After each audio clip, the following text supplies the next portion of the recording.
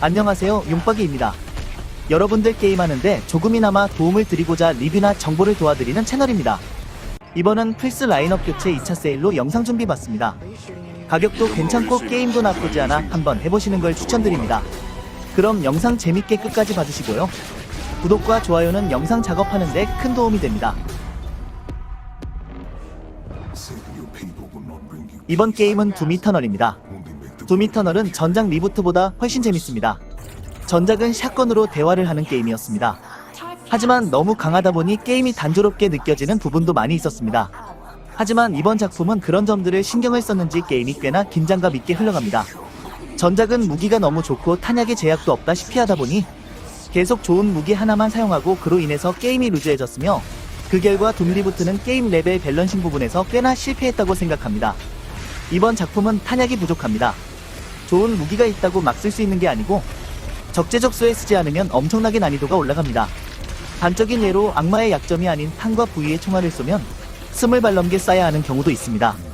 이 경우 뒤에서 눈물을 흘리며 근접전하게 됩니다.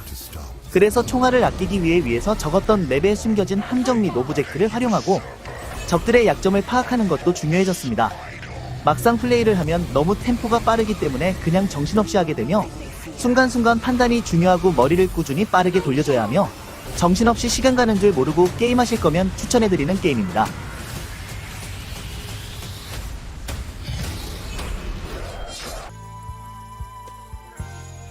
이미 갓겜으로 전세계적으로 유명한 게임 GTA요.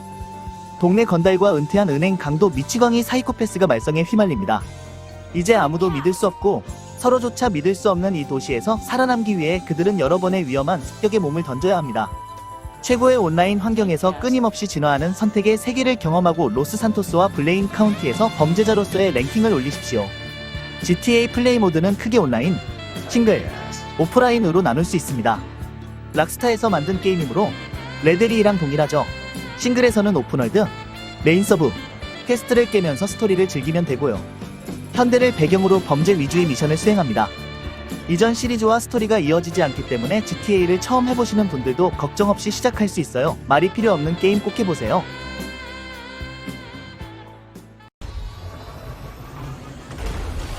이번 게임은 칼리스토 프로토콜입니다. 이 작품의 주요 배경은 블랙 아이언 교도소입니다. 이곳은 시각적으로 강렬하지만 아주 불안한 장소입니다. 이동하는 동안 마주치는 파이프에서는 증기가 솟구치고 지면에는 안개가 자욱하게 깔려 있습니다. 게다가 쇠사슬과 같은 소리가 으스스한 느낌을 더하게 합니다. 우중충한 바닥의 불빛은 어스름하게 깜빡이며 플레이어의 이동을 부추깁니다. 게임 플레이 중에 카메라는 주인공 제이콥의 어깨 뒤에 매우 가까이에서 비추게 되며 밀실의 공포와 함께 깜짝 놀라게 하는 시각적인 효과도 가져다줍니다. 근접 카메라를 통해 제이콥의 디테일을 세밀하게 볼 수 있고 제이콥의 땀방울이 얼굴에 맺히고 빛나거나 작업복의 주름까지 자연스럽게 구겨지는 것을 확인할 수 있습니다. 데드스페이스 후속작이며 잔인함과 공포, 재밌는 게임이니 세일할 때 한번 해보시길 추천드립니다.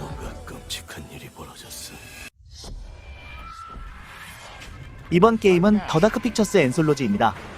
1890년대 미국의 첫 연쇄 살인마였던 헨리 하워드 홈스의 실화를 소재로 하고 있습니다. 제가 이런 이야기를 좋아하다 보니 개인적으로는 앞서 나왔던 시리즈보다 훨씬 기대감이 컸고 발매 전부터 헨리 하워드 홈스에 대한 인물 정보를 찾아보는 등 보다 재미나게 즐기기 위한 사전 준비를 했을 정도입니다.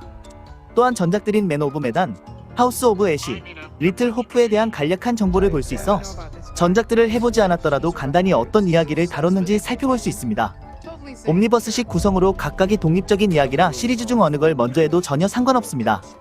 이것저것 추가되면서 완성도 자체도 높아졌지만 무엇보다 시나리오와 연출이 탄탄해지면서 역대 최고의 재미를 안겨주더군요. 스릴러, 호러를 좋아하는 분이라면 한번 해볼 만한 실화 기반 게임이라고 생각합니다.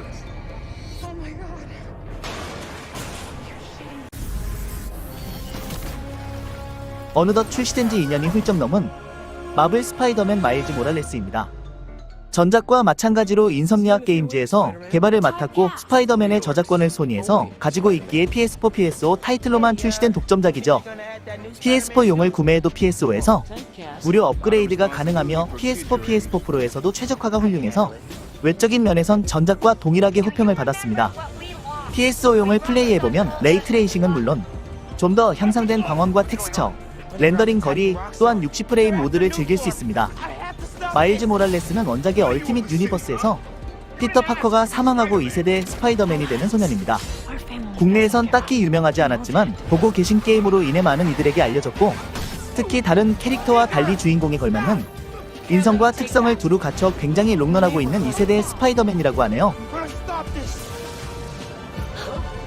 사람의 진짜 모습이 이번 게임은 사이버펑크 2077입니다. 사이버펑크 2077은 권력, 사치와 신체 개조에 집착하는 거대 도시인 나이트시티를 배경으로 한 오픈월드 액션 어드벤처 게임으로 플레이어는 무법자 용병 V가 되어 유일무이한 불멸의 열쇠를 뒤쫓게 됩니다. 플레이어는 사이버웨어와 다양한 능력, 플레이 스타일을 변경할 수 있고 거대한 도시를 탐험하며 선택과 결정이 스토리 전개뿐만 아니라 플레이어를 감싸고 있는 이 세계에 어떠한 영향을 미치는지 확인할 수 있습니다. 플레이 자체만 놓고 보면 사이버펑크 2077은 괜찮은 게임이었습니다. 노가다, 반복 요소로 채워져 속빈 강정이라고 비판받는 오픈월드는 어쩔 수 없겠지만, 전투를 통해 레벨업해가는 충실한 RPG 요소와 다양한 무기군을 통해 성장과 전투의 재미는 확실하게 잡아낸 게임이었습니다. 택시 잡으려다 총 맞네.